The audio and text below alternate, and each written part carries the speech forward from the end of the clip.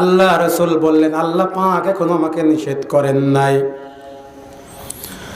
আল্লাহর নবী মুহাম্মদ রাসূলুল্লাহ সাল্লাল্লাহু আলাইহি ওয়াসাল্লাম নিজের জামা মুবারক খুলে দিলেন এবং আব্দুল্লাহ বিন উবাইয়ের জন্য কাফনের কাপড় তার গায়ে পরিয়ে দিলেন।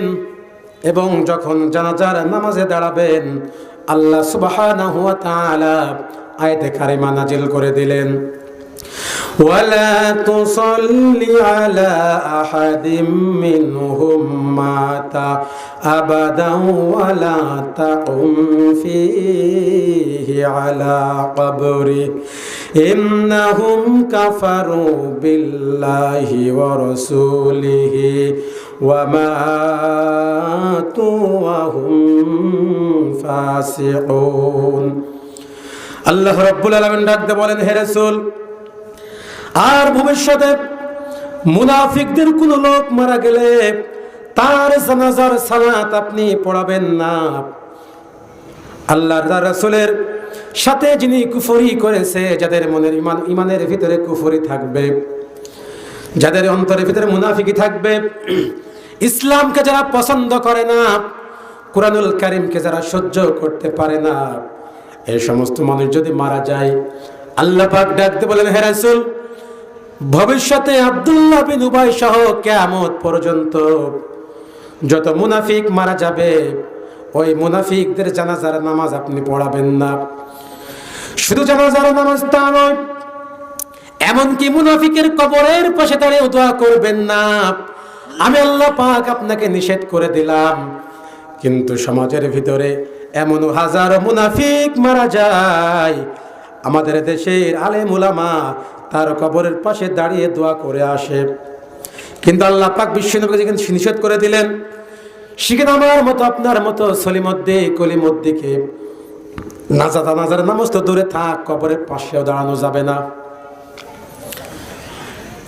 কিন্তু আল্লাহ সুবহানাহু ওয়া তাআলার আয়াতে কারিমা যখন নাজিল হয়ে গেল, বিশ্ব নবী তার জন্য ইস্তেগফার করতে লাগলেন, দোয়া করতে লাগলেন।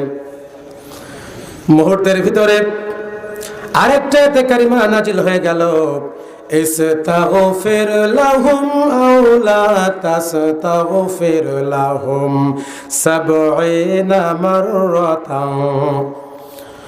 আল্লাহ রাব্বুল আলামিন বলেন, হে নবী, আপনি তার জন্য দোয়া করুন বা না করুন, কোনো উপকারে আসবে না। আপনি তার জন্য যত ইস্তেগফার করুন, আল্লাহ পাক এই দোয়াটি কবুল করবে না।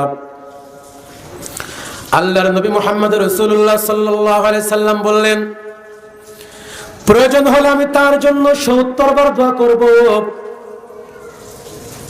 আল্লাহ পাক পরবর্তী আয়াতে কারিমা নাজিল করে জানায়া দিলেন, ফালা ইয়াগফিরুল্লাহু লাহুম, তার জন্য শুধু ৭০ বার না,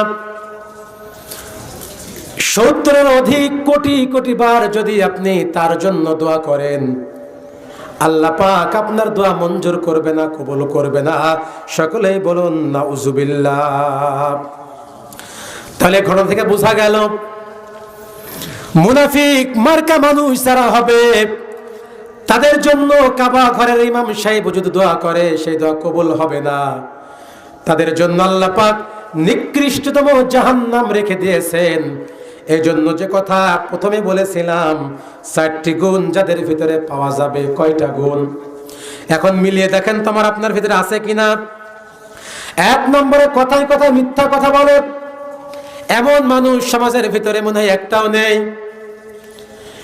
যদি আপনি সার্চ করেন, যদি আপনি গণনা করেন, শতকরা ৯৯টা লোক পাওয়া যাবে অধিকাংশ মিথ্যা কথা বলে। কথা বলুন ঠিক কিনা? আপনি তো আব্দুল্লাহ বিন উবাইয়ের সাথে বড় হুজুর হয়ে যান নাই। আপনি ২ চিল্লা দিতে পারেন, ১০ বার ১৫ বার পীরের দরবার থেকে ঘুরে আসতে পারেন।